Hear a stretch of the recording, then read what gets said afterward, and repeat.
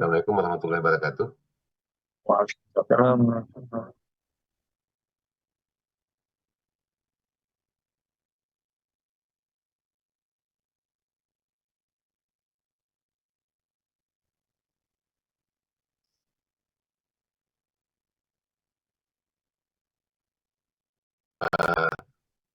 Siang ini kita akan belajar sedikit tentang langkah-langkah atau persiapan-persiapan untuk latihan diseksi tulang temporal. Sebagian di antaranya topiknya nanti akan menyinggung nanti bagaimana tindakan operasi pada pasien yang sebenarnya.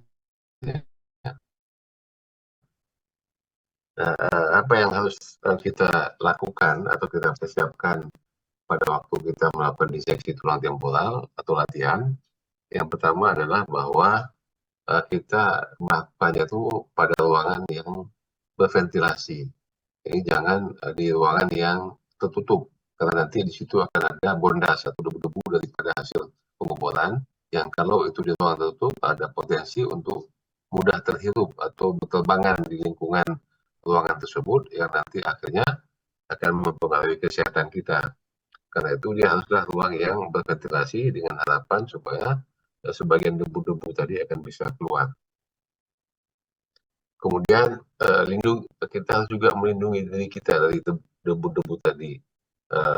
Terutama kita harus memakai sarung tangan, kemudian kacamata, dan juga cap ya, penutup kepala. Di samping juga kita menggunakan apron ya, supaya nanti tidak sampai debu-debu tadi itu berterbangan, bisa masuk ke mata, bisa terhirup ke hidung ya, atau juga bisa mengotori daripada pakaian. Itu kita betul-betul membuat suasananya seperti suasana di kamar operasi pada saat melakukannya, ya, untuk melindungi diri kita sendiri. Kemudian sebelum kita memulai melakukan pengeboran, tentu yang penting sekali adalah kita juga harus familiar, harus paham dengan berbagai peralatan yang akan kita gunakan. Yang pertama misalnya mikroskop. Bagaimana membuat atau mengarahkan mikroskop itu supaya benar-benar lapangan pandang yang terjadi pada mikroskop itu benar-benar kita mampu melihat dengan terang. Kemudian bagaimana pencahayaannya, besar kecilnya. Nah itu kemudian memposisikan mikroskop dalam berbagai sudut, sehingga nanti kadang-kadang kita harus mengambil posisi di mana gerakan-gerakan pada mikroskop itu menyesuaikan dengan posisi daripada pasien. Karena kadang-kadang kita agak terbatas untuk memposisikan pasien, karena pasien tidak mungkin ditekuk-tekuk. Paling kita memposisikan gerakan dia berputar ke depan ke belakang itu masih mungkin. Itu pun kalau pada posisi tempat tidur yang bisa di setel. Tapi kalau tempat tidurnya tidak bisa di setel, kita akan mengubah posisinya dengan menggerakkan kepala atau leher, tentu akan sangat berisiko. Kalau tiba-tiba gerakannya cepat dan juga terlalu tajam, ya bisa fraktur lehernya. Karena itu maka kita salah satu pilihan lainnya adalah bagaimana memposisikan kamera mikroskop kita sehingga memudahkan untuk melihat kondisi-kondisi di dalam liang telinga, mastoid, sehingga mudah kita untuk mengenali daripada organ-organ yang ada di dalamnya. Kemudian bagaimana kita memegang bor ya, melakukan pengeboran, memasang dan membuka mata bor, itu juga penting kita lakukan. Ya, nanti hal-hal seperti itu kita serahkan kepada asisten atau orang lain. Karena itu hal sederhana yang mungkin kita perlu untuk bisa mengetahui bagaimana mengolahnya. Kemudian kapan kita lakukan suction irigasi, bagaimana menempatkan daripada bor dengan suction, ya, karena nanti pasti pada bor itu akan banyak keluar air untuk untuk membersihkan lapangan operasi dari kotoran-kotoran debu. Yang kedua juga melindungi agar organ-organ penting di bawahnya yang mungkin tidak tahan terhadap panas itu bisa terlindungi dari panas. Misalnya kalau tekanan nervus spasialis, kalau kita tidak ada irigasi, efek panas yang muncul dari putaran bor tadi akan bisa cedera pada nervus spasialis ini yang tidak kita harapkan. Demikian juga instrumen-instrumen yang kecil-kecil tadi, nama-namanya ya, mana pick, mana round knife, mana sickle knife, ya, mana pinset chirurgis, anatomis. Nah, mungkin kita bilangnya, oh itu yang pinset yang bengkok, ya, atau forcep yang bergigi ya, itu kan terasa aneh kalau kita harus menggunakan bahasa Indonesia untuk bisa memanggil atau menggunakan bahan-bahan tadi. Padahal kalau kita secara nomenklatur yang normal itu kita harus menggunakan nama-nama sesuai daripada alat tadi untuk memudahkan baik asisten maupun orang lain ya yang membantu kita. Nah, kemudian juga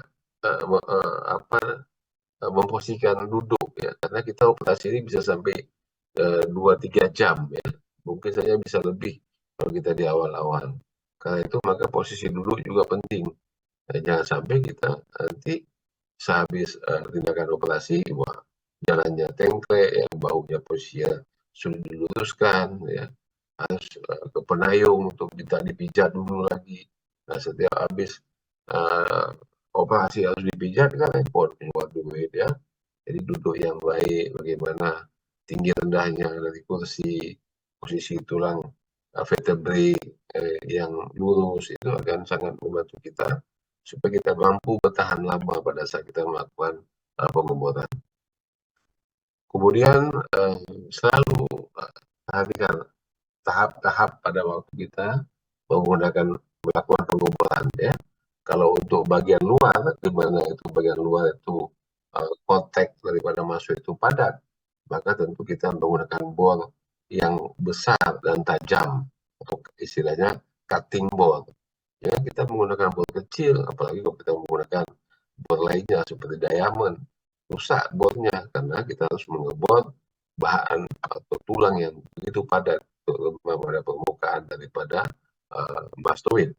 Karena itu tahapan-tahapan makin lama makin kecil sesuai dengan kedalaman atau kesulitan daripada lubang-lubang yang akan kita lakukan bentuk.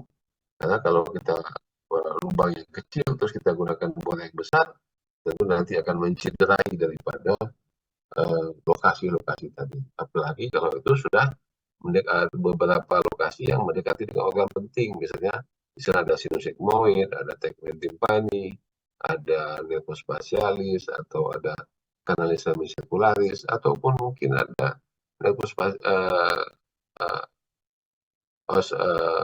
incus ya.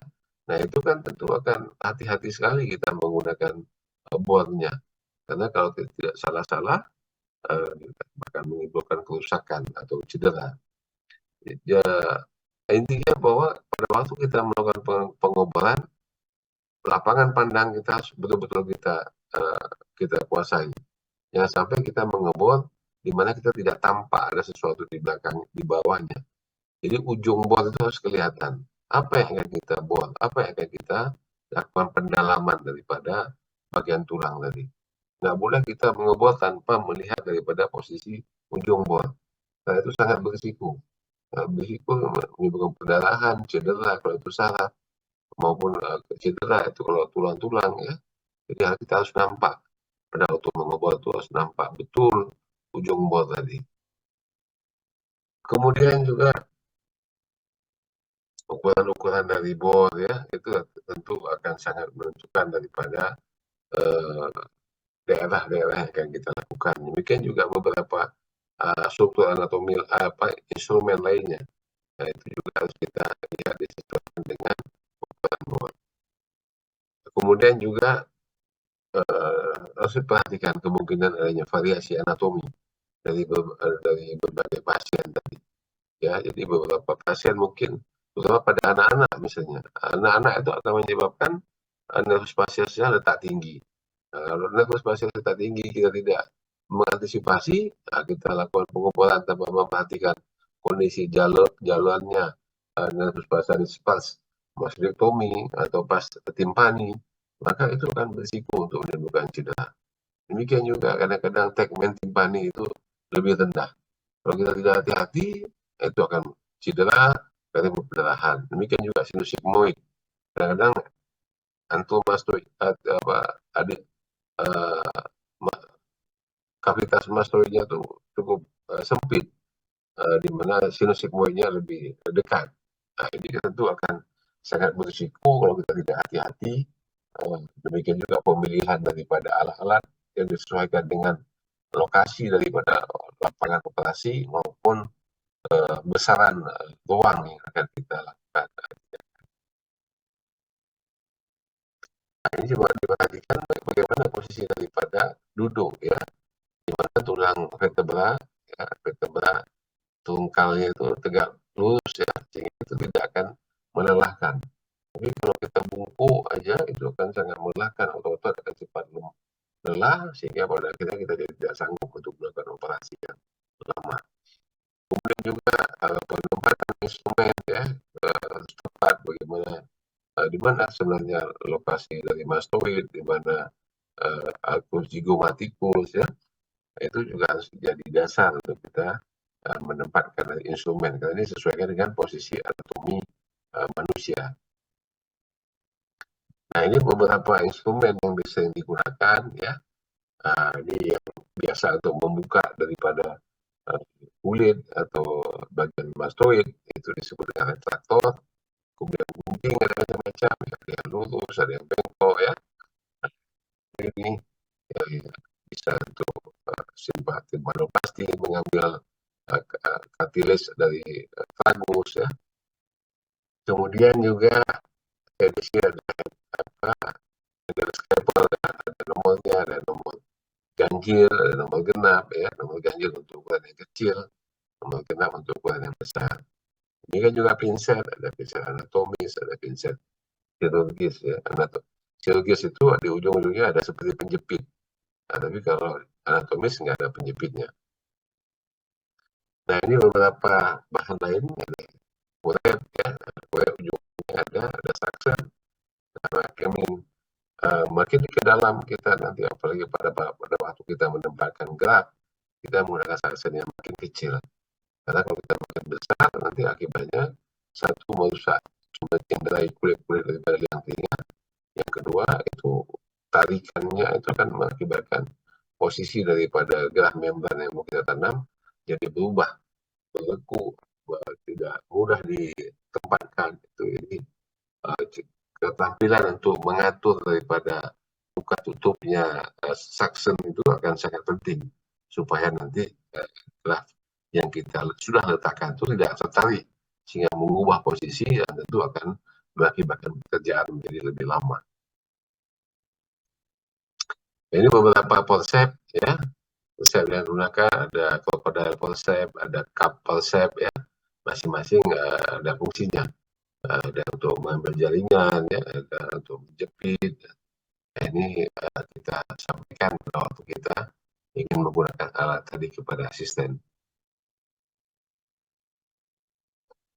Ada juga cutting ya, ada juga cutting forceps ya. Jadi ini untuk kita memotong-motong tulang ya, atau yang kecil di dalam, kita butuhkan gunting yang kecil yang spesifik untuk kondisi di dalam. Nah, bisa kita menggunakan gunting yang lain di luar karena tidak akan muat, tidak akan bisa menjangkau organ-organ kecil tadi. Ada juga ini cutting bone ya, ini untuk memotong tulang, misalnya amputasi daripada malleus misalnya, yang terlalu panjang atau terlalu dekat dengan promontorium, sehingga nanti pada waktu kita menempatkan graf akan mengakibatkan dia menempel, akibatnya tentu gerakan daripada suatu tulang ini terganggu. Nah, ini ada dua jenis mata bor ya, yang sebelah kiri saya ini yang ada garis-garis ini disebut dengan cutting bor yang tajam, sedangkan yang sebelah kiri seperti taburan daripada bintik ini disebut dengan diamond bor. Cutting bor ini untuk memperdalam bagian-bagian tulang yang padat. Sedangkan diamond board ini bisa untuk memperhalus daripada permukaan, daripada pengeboran tulang, bisa juga untuk menghentikan perdarahan. Artinya kalau ada perdarahan pada yang merembes pada tulang, kita bisa menggunakan diamond. Atau juga pada organ-organ yang penting, ya, organ penting itu yang kita khawatir kalau kita menggunakan cutting board nanti akan bisa mencederai, maka kita bisa menggunakan diamond board. Nah, ini diamond board tadi kerjanya adalah untuk menipiskan, ya, permukaan yang kontak. Ya, biasa digunakan kalau kita mendekati bagian-bagian yang jaringan lunak seperti dura, sigmoid, gular bulb, spasialis, ya, atau juga bisa untuk menghentikan titik-titik perdarahan pada tulang, ya, menutup daripada saluran vaskuler dengan bondas, ya. Nah, ini juga bisa kita lakukan menggunakan diamond board.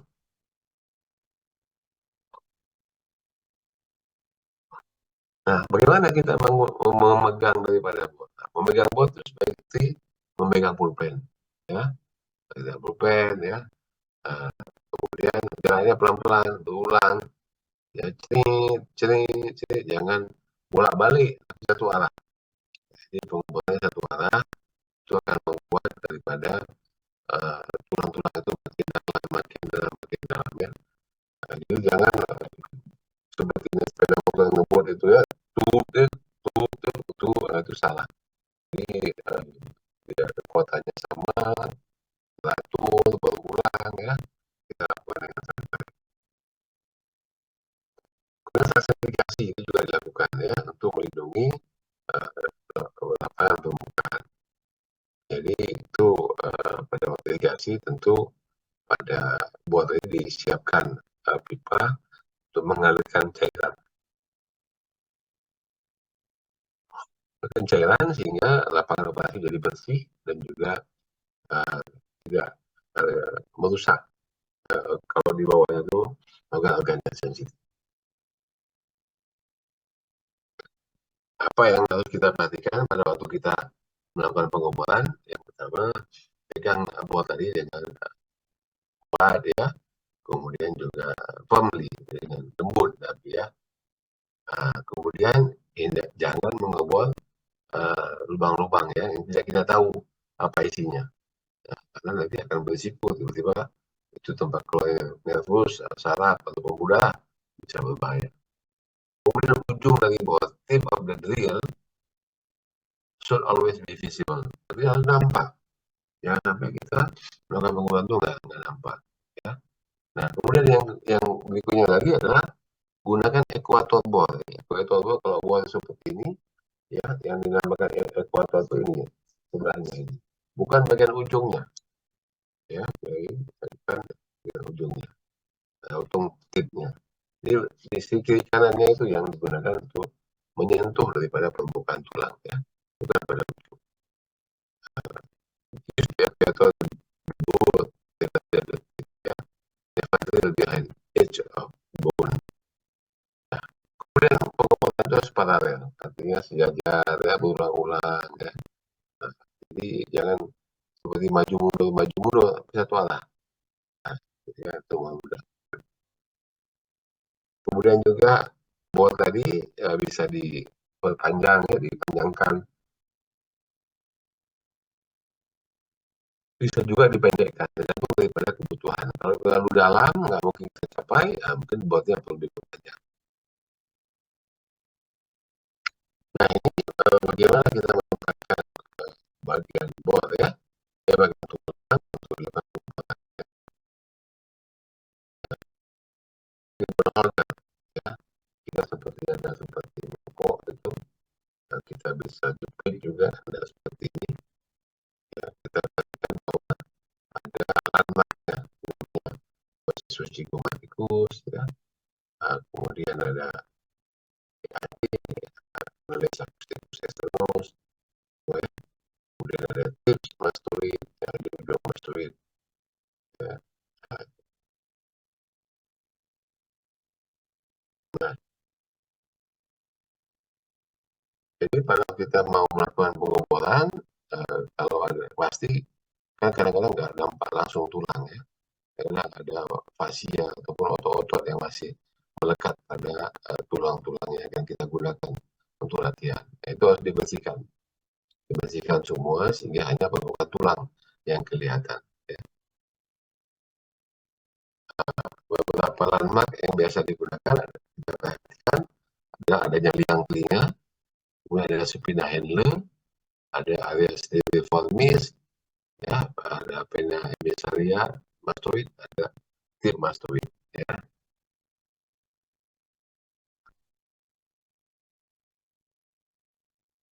Nah, apa langkah-langkahnya? Langkah-langkahnya yang pertama tentu kita mencari dulu di mana itu kita melakukan pengeboran. Nah, untuk mencarinya kita temukan dulu landmark yang sudah ada saya sebutkan tadi, ada segitiga McEwen, ya. Kemudian ada linea temporalis. Linea temporalis itu adalah garis imajiner yang menghubungkan dengan uh, temporal, musculus temporalis, ya. Jadi itu bagian atas daripada daerah pengeboran. Di bagian depannya itu adalah uh, tadi uh, spina Henle. Kemudian baru kita cari garis imajiner yang menghubungkan antara spina Henle dengan linea temporalis tadi. Itu yang disebut dengan trigonum McEwen atau McEwen triangle. Nah, ini kira-kira ya, trigonum McEwen-nya. Nah, ini adalah spina Henle, di belakangnya ini tip mastoid, ini ada ke apa daerahnya temporalis, ini yang daerah yang dihubungkan tadi. Ini linea temporalis, ini apa namanya, McEwen, dan garis imajiner yang dihubungkan ke processus mastoid.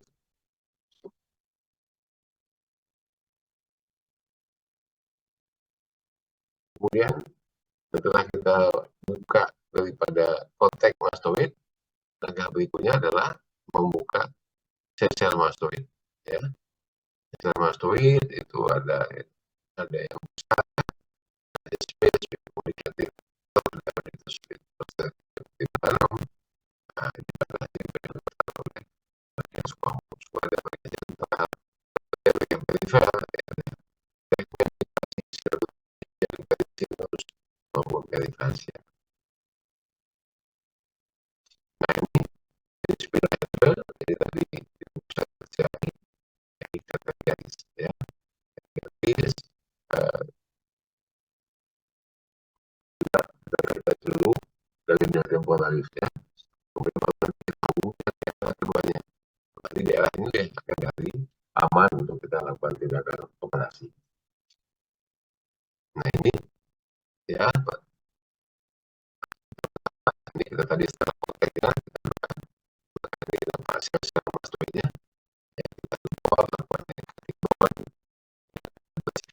jaringan informasi kita ambil, kita hancurkan, ya, makin lama makin dalam kita nampak apa ini, karena muscularis, ya, jadi yang posterior, ini yang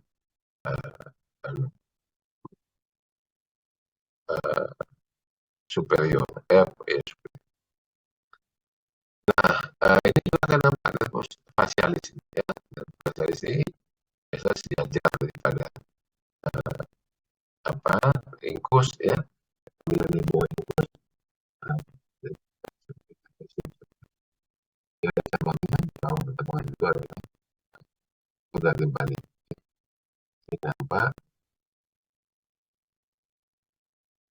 Nah, ini pada waktu kita melakukan pengeboran, ya. Nah, pastikan ini hanya bagian tepi saja yang terkena, ya, untuk mencegah kontak. Ya. Nah, ini kita bersihkan, kita buat, ya, ini juga di beberapa sel. Nah, setelah kontak masuknya dilepas, ya, maka kadang-kadang dia bisa apa namanya, lebih efektif ya, karena tulang-tulang pada selula mastoidea itu tidak begitu padat, lebih mudah untuk ditembus.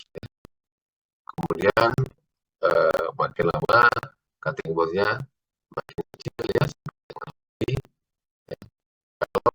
sudah mendekati kalsium strukturalisme, maka disarankan untuk menggunakan diamond board. Kalau dari dekat benda yang penting dan berisiko, maka disarankan untuk buka diamond. Ini tadi gambarnya ya, makin dibol semua, nampak ini bayangan. Nah, hal yang penting perlu kita ketahui adalah kalau kita mendapati bayangan yang warna kebiruan, maka itu adalah sinussigmoid. Kalau dia warnanya kekuningan, itu hati-hati, itu adalah nervus facialis. Jadi kita jangan membabi buta, ya, ngebor aja tanpa memperhatikan kondisi lingkungan maupun spesifikasi warna daripada masing-masing organ. Karena itu dampaknya nanti bisa timbul cedera kalau kita tidak memperhatikan. Nah, ini beberapa ya, ada posterior ya, gastrik, ya, tadi ya. Kemudian juga ini kalau kita mau melakukan operasi untuk pasang dan telinga, kita bisa melakukan tympanostomy posterior. Tympanostomy posterior itu terletak di bawah daripada inkus, ya, di bawah inkus. Kemudian dari hasil operasi ketiga dipusin oleh board ya, kemudian masuk ke belakangnya, kita akan temukan nanti pulmonotundum. Pulmonotundum itu tempat kita memasukkan elektrode pada waktu kita melakukan pemasangan implan koklea. Nah, ini kira-kira posisi daripada pasien pada saat melakukan tindakan. Perhatikan bahwa antara sulcus ventricular dan buka sisi sekitar 3 cm. Padahal itu kadang-kadang bisa lebih kecil ya, tergantung daripada kebiasaan kita. Tapi tidak dianjurkan kita melakukan insisi pada sulcus ventricular. Karena kalau sulcus ventricular nanti proses penyembuhan jadi lama. Dan kalau pada sembuh nanti bisa posisi telinganya yang berubah ya, tidak simetris, itu tidak lebih pandang. Nah, ini pasien ditidurkan ya, setelah desinfeksi, tidurkan, kemudian dipasang, kemudian dilakukan implantasi ventrikular dengan pihak kanan. Kenapa harus diimplantasi lagi? Karena kan sudah dibius, nggak sakit. Yang kita inginkan adalah kandungan daripada adrenalinnya. Bisa untuk menimbulkan vasokonstriksi vaskuler.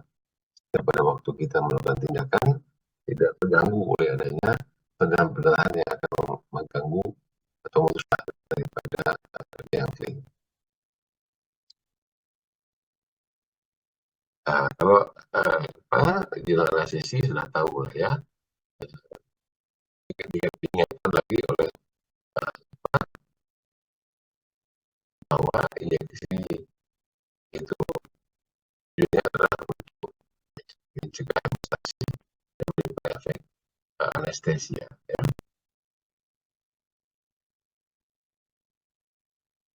Nah, ini kalau kita suntik tadi, tapi kalau kita mau lebih enak sebenarnya untuk liang telinga itu lebih sederhana, kita pakai spekulum telinga aja, maka kita nggak perlu dalam sana ya, ada di dalam itu yang pertama membuat dia lebih sakit, lepas sembuh yang diambil pertama ya, pasca operasi tidak begitu mudah kita lakukan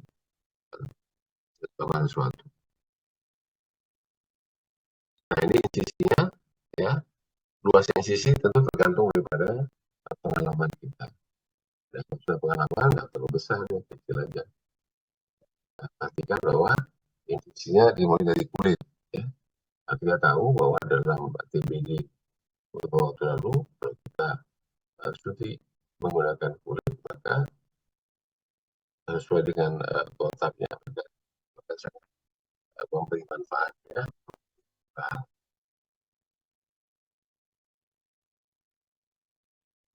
ini kira-kira ya, kira 1 cm lah surplusnya, atau 1 sampai 3 cm itu masih mungkin untuk diskusi begini-begini. Nah, ini kita lihat ya, begini pasien yang sudah meninggal mungkin ya.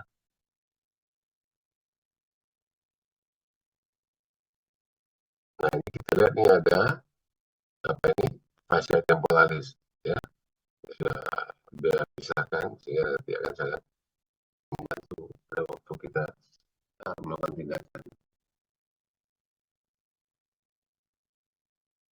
Nah, ini setelah dibersihkan timnya, kemudian juga bisa dikerjakan ya, kan kan kalau tulang rawan itu ada perikondrium ya, tapi kalau ini ada periosteum ya, kita lepaskan dari permukaan kulitnya, kemudian nanti uh, apa kita lepaskan itu sampai ketemu liang telinga ya. Nah, hati-hati nanti sobek ya, kalau sobek nanti akan susah kita menempatkannya kembali. Nah, ini tadi yang dikatakan segitiga McEwen atau ini ya, lanjutan daripada linia temporalis ini. Nah, ini ada ruangan, ini ada 300 pada dinding posterior pada linia apa spinal, dan ini segitiga dia bukan daerah yang aman untuk kita.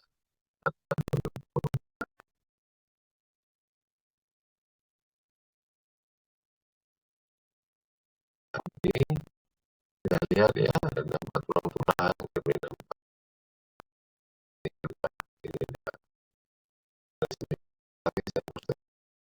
ini ada kalau dia sudah bersih, nggak ada lagi sel-selnya, nggak perlu kita tuntaskan ya. Kalau masih ada, nggak apa-apa.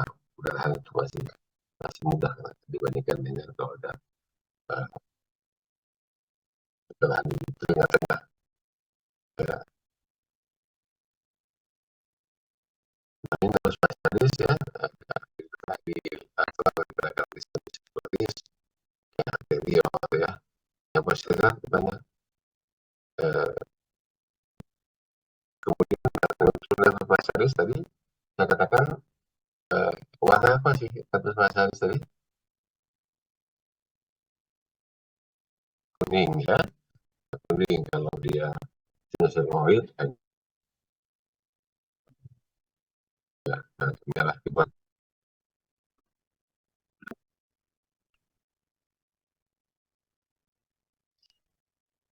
Kalaupun kita mau lakukan identifikasi spesialis, biasa kita melakukan pengoboran pada bagian atas daripada spesialis ya. Karena kalau kita sudah tahu dia di mana, maka tentu yang lain akan mudah diketahui. Nah, efek daripada ya jadinya tidak begitu besar. Jadi kita ngebuat paralel di atas daripada nervus spesialis ya, sampai kita ketemu tulang tipis yang menutupinya. Ini tadi kita perbesar ya. Ini ini untuk ketika mastoid, kemudian ini lateral mastoid, atap, tegmen ya. Ini yang itu. Nah, ini kita nampak bahwa ini yang ditunjuk adalah incus ya. Incus di bawah itu adalah nervus facialis. Ini adalah cabang pertama dari nervus facialis, yaitu apa? Cabang nervus facialis yang untuk mengasah, mengecat 2/3 anterior lidah,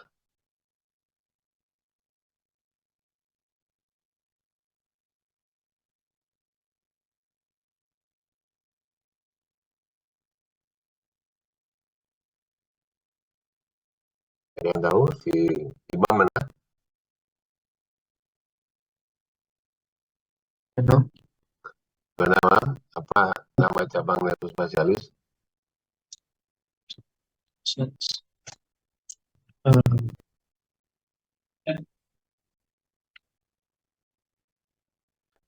Yang melakukan pengecapan pada 2/3 anterior tidak.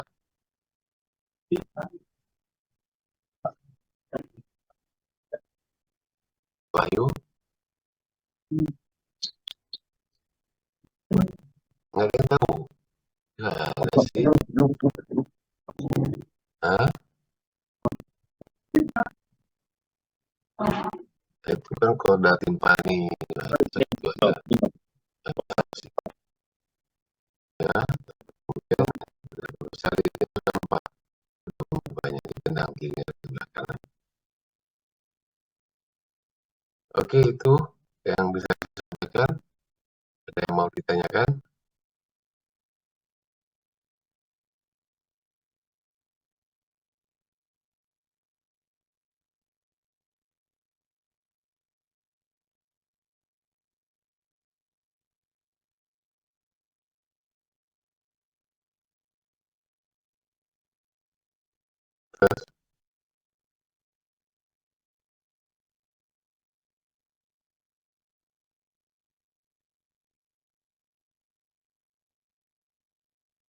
Jadi kalau ada perdarahan kecil dari tulang, itu kan nggak mungkin kita costing. Jadi kita lakukan kita menggosok-gosok aja di atas permukaan yang berdarah tadi dengan diamond board, maka gosokan atau tepian tulang daripada hasil gesekan tadi akan mudah untuk menutupi daripada sumber perdarahan.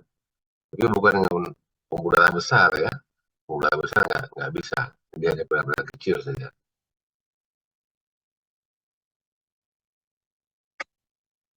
Lain yang lagi, yang lain kan?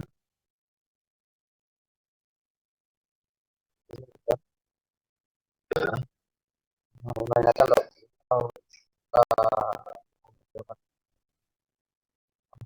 tentang spesialis berdekatan selanjutnya gimana putus-putus suaranya.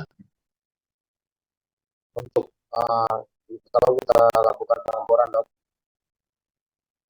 setelah itu terjadi terkena anestesi spesialis juga. Ya, terus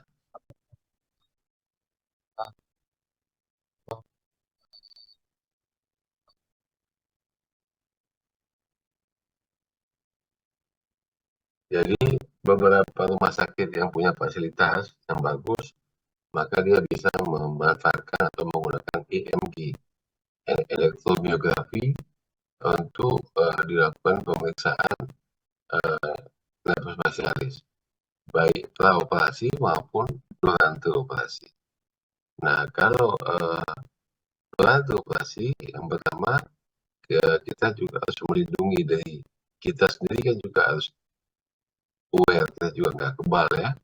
Nah, jadi nanti kita biasa kita memegang salah satu sisi, minta asisten untuk memegang pipi salah satu sisi wajahnya. Nah, kalau nanti terjadi kontraksi karena pengobatan tadi mengenai spesialis, dia akan berikan kerutan pada wajah, dan itu akan terapa pada waktu kita melakukan insisi di situ. Tapi hati-hati juga kita bisa melindunginya dengan kadang-kadang dengan kertas ya, jangan sampai ya, bisa kena langsung, karena kalau bisa cedera, bisa kan gradasi cedera itu ada neuromesis, acromesis, sebagai apa? Apraksia, yaitu gradasi cedera pada saraf. Nah, tentu nanti kan butuh evaluasi apakah ini bisa sembuh sendiri atau harus disembuhkan, atau ada upaya lain misalnya untuk bisa membuat lebih baik. Jadi kalau ngebuatnya itu dengan tepi ya, dengan tepi samping ini, bukan dengan ujung ini. Bukan seperti ngebuat minyak itu pakai ujung yang tajam, tapi ini bagian tepi yang kita gunakan untuk melakukan pengeboran. Baik diamond maupun cutting board. Ada lagi? Bang suara. Hmm.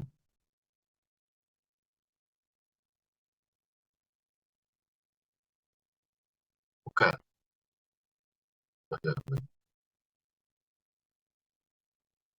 Ya satu arah ya, sini sini gitu. Jadi bukan seperti gosokan naik atas kiri turun ke bawah lagi, nah.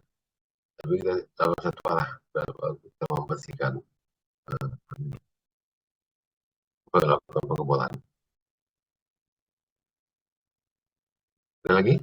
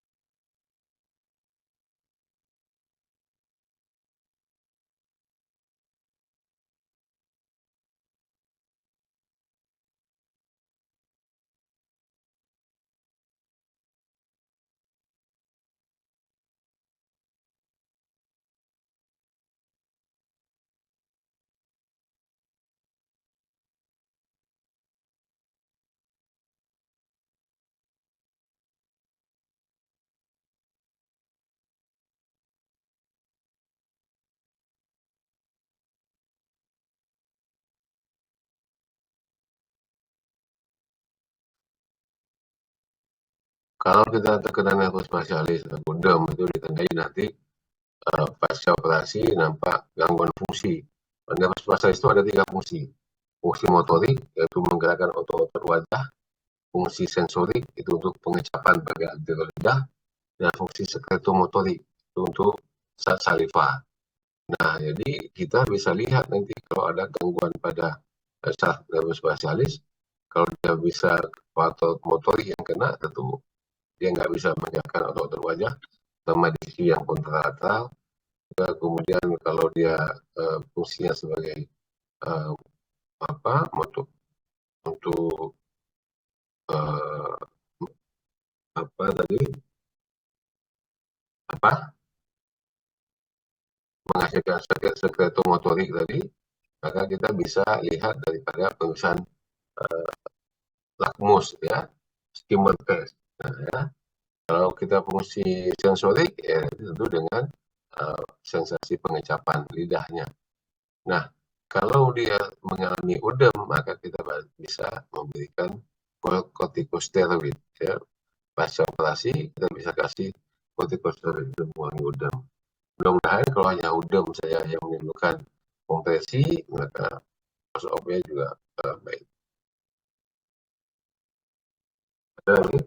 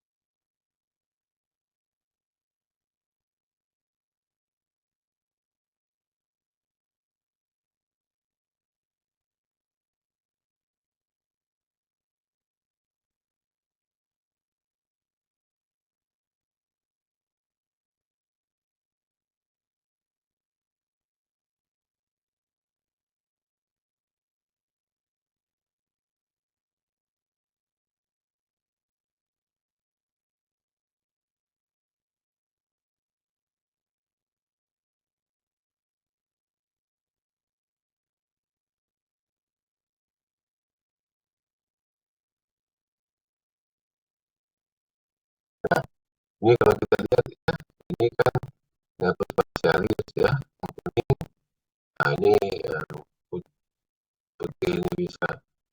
kalsium sirkularis ya, ini infus. Nah, yang jelas kalau kita kan nefroparesis itu berada dalam tulang, jadi nggak kelihatan. Nah, maka kita yang akan membuktikan dia itu kedalamannya seperti apa hanya itu dari kalsium sirkularis tadi.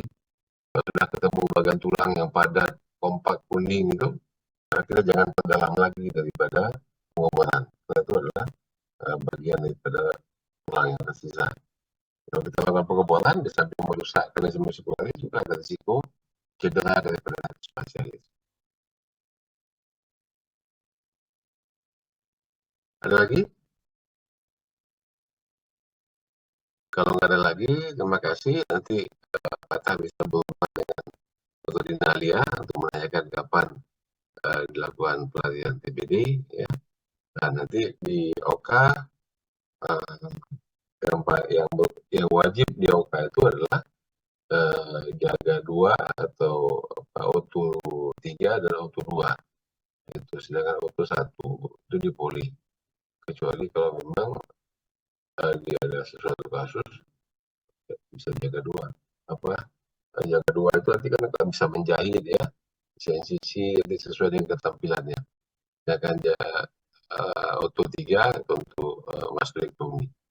Tapi kalau misalnya operasinya siang, auto 1 boleh ke OK. Kalau di poli pasien nggak ada lagi, itu boleh ke OK. Tapi kalau pagi, laksanakan tugas utamanya dulu. Nanti pada saatnya juga akan ketemu. Ya. Baik, terima kasih. Terima kasih semuanya. Saya akhiri. Assalamualaikum warahmatullahi wabarakatuh.